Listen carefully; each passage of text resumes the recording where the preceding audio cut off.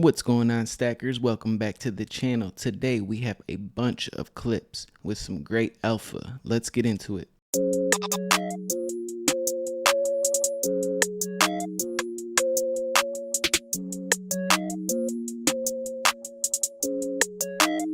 So first, we're going to start things off with this mother chucker Obama. Roll it. The question we now have to ask is if technologically it is possible to make an impenetrable device or system where the encryption is so strong that there's no key, there's no door at all. What mechanisms do we have available to even do simple things like tax enforcement? Because if in fact you can't crack that at all, government can't get in, then everybody's walking around with a Swiss bank account in their pocket. Shout out to all the people in Switzerland.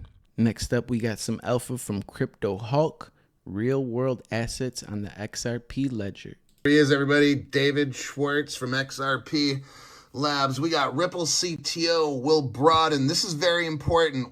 Ripple is going to broaden to tokenizing real world assets, everybody. I've only been telling you guys, how do we get rich? Global tokenization of real world assets. That's one. The other, global crypto regulations. I think this is the big news that one Ripple executive wanted to tell us. Right here in a session, he was on a Twitter Spaces. David talked about the slow adoption of crypto. He's wanting crypto payments to happen faster, but it's just taken too long. I heard that. David Schwartz also talked about the slow adoption. Ripple's payment business is not getting as much traction as they thought. Also, we go into a multi-chain approach right here. The Ripple CTO noted that the company is very interested in these use cases. Real-world asset tokenization right here. This is massive. Tokenizing of real-world assets on the XRP ledger. Oh my God. Look at also, he also talked about different multiple blockchains. I told you guys also, I don't think there's just the private ledger and the public one. I said there's probably like 100 ledgers, right? Oh yeah, looks like I was right. An ecosystem consisting of multiple blockchains with each chain having its unique offering. This is Crypto Hulk. There we go, baby. There we go. Next up, we got another banger from Crypto Hulk. Liquidity, liquidity, liquidity. XRP holders 2025 is going to look like this for price explosion. Check it out. So you've got a company that's a liquidity provider based in London, B2C2. They're getting their license and they're going to provide liquidity for all the crypto in the EU, a lot of it. Right here, you've got the EU prepares for the markets and crypto assets this year.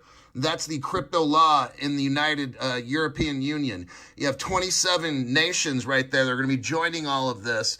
Now, check it out. Guess what? SBI Holdings acquired B2C2. Who's SBI? Oh, that's a Ripple partner that says Japan, all the banks are going to be using it by 2025. Ripple and SBI again and again, Ripple and SBI. What did we just learn here? That Ripple is going to be providing liquidity for all of Europe. My name's Crypto Hulk. Liquidity, baby. Next up, we have a huge partnership with Hbar in Saudi Arabia. Let's get it. Hbar hash graph. Check it out. It's not a crypto, but it acts like one.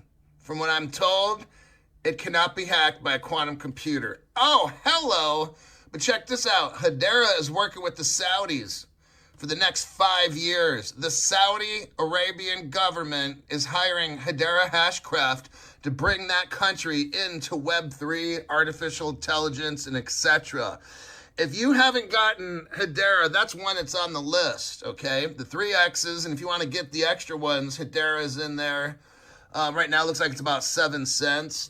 I'm not going to get into the article. It's a very short article, but they need, Saudi Arabia is going to spend $250 million to have the Saudi Swiss. Anytime you see Switzerland involved, get in.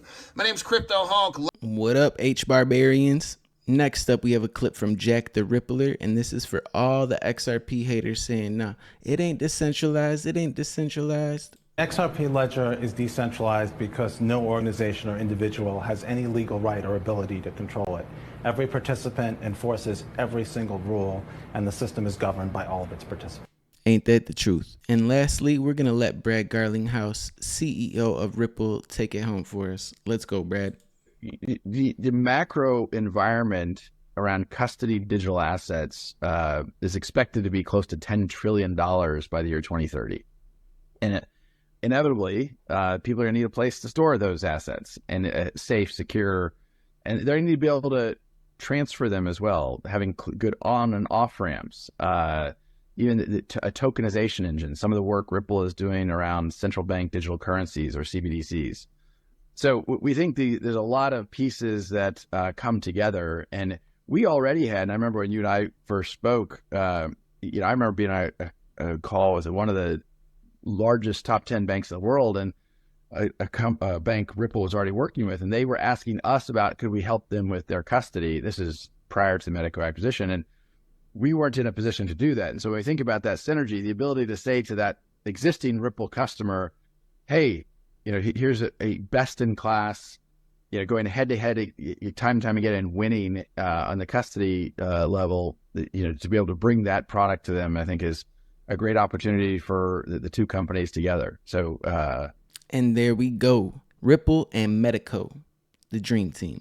But anyways, guys, that's going to do it for today's video. I'll catch you in the next one tomorrow. Shout out to our sponsor, So Much Send, at SoMuchSend.com and at So Much Send on all platforms. Stay bullish and keep stacking.